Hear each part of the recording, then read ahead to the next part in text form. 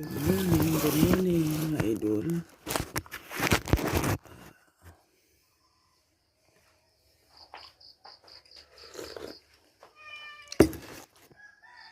Good morning.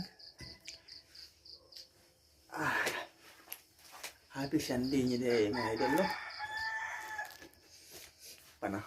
Panahon na ron mga idol, tagpahuway na idol.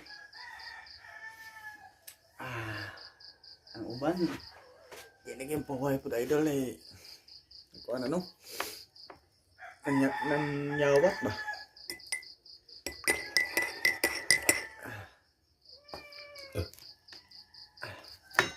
Mga pet idol. Ay,